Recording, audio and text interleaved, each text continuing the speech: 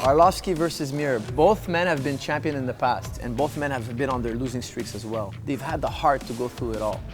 And that type of heart is going to make all the difference in this fight. When it comes to the question of takedowns, the best takedown, Frank Mir and Arlovski has figured it out. It's a good old punch to the chin. No need for that crazy and complicated wrestling stuff. Wrestling makes me tired. A good old punch to the chin gets the job done, and it's real plain and simple. When it comes down to striking style, Frank Mir's got a variety of strikes. He likes knees, elbows, kicks, Muay Thai, lots of Muay Thai in his backbone. He likes to use a lot of punching and kicking combinations, a lot of punching and elbowing combinations, and of course he has a ferocious knee from the Thai clinch that he used to knock out Mirko Krokop. Frank Mir, if he catches you on the chin and you drop to the ground, the fight might be over fast because his submissions are so ferocious. While Arlovski's a very precise counter puncher, he doesn't get into the elbows and kicks too much. He's more looking to counter your punches, slipping and ripping as they say in boxing. Look for him to slip, throw some beautiful counters, and be very sharp with his hands. If Arlovski knocks down Frank Mir, look for him to ask Frank Mir to get back up unless he has him badly stunned. But even a badly stunned Frank Mir is extremely dangerous on the ground. For those of you who don't know me, there are very few things that make me cringe. But a Frank Mir submission hold is one of them. Chokes, guillotines, leg locks, arm bars, kimuras, he's done it all in the octagon. One important thing though is he knows how to use jiu-jitsu against wrestling. When he was on Big Nog, he did a phenomenal job from going from wrestling, the wrestling sprawl, to jiu-jitsu. Nog tried to do a peek out. I'll show you what a peek out is. Just start peeking out. Go halfway through a peek out here. Sit, that's it. Once your opponent is in peek out, the next step is to hip heist and take the back. Go ahead, take the back. Yeah. This is a beautiful wrestling move. Will score you a point in wrestling, okay? Freestyle wrestling. But watch here, when you do a peek out, that arm is primed for a kimura, a technique that's illegal in wrestling.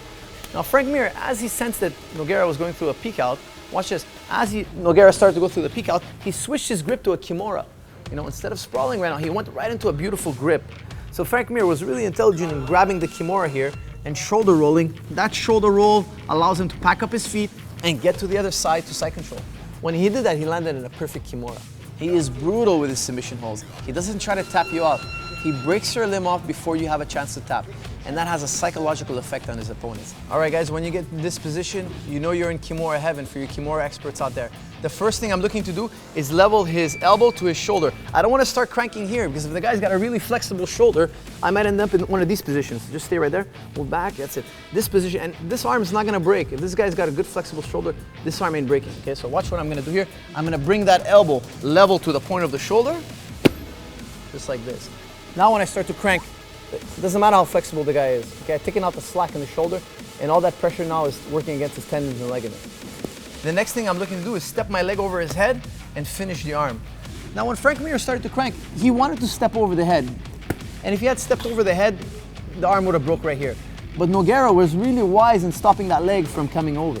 And even more so, when Frank was torquing that kimura, Nogueira started to sit up with it. Now when he started to roll with the kimura pressure, Frank Mir in turn countered him back. What did he do? He kept the arm behind the back. Very important. I don't want to allow my partner to put this hand in his hip here. Keep the kimura behind your opponent's back. Bridge. Make sure you give a nice strong bridge right into that kimura, and that's going to create another roll, bringing him back to side control. Now this time around, Frank Mir was too quick, too fast, too strong, too far ahead with the submission to be stopped. He stepped over, and we all remember that horrific break. The arm broke in several places, and it was one of the nastiest breaks we've seen in UFC, and Frank Mir was the victor. That kimura makes me cringe, and that's not something I want in my mind, fear of kimuras. So every time I see that fight, I always turn away near the end. And if you haven't seen that fight, I really recommend you do the same.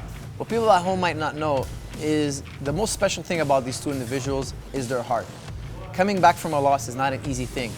And both these guys have come back from consecutive losses, multiple losses, loss after loss after loss. And that was after them being champion. That's a very hard pill to swallow because one day you're the best in the world and then the next day you can't even win a fight. And to come back from that is tremendously difficult. So that tells me that both these men are willing to die in the octagon and that they're psychologically very strong. Look for them to fight to the end, tooth and nail, and put on a phenomenal show. Make sure you tune in to see two men with incredible heart go toe-to-toe.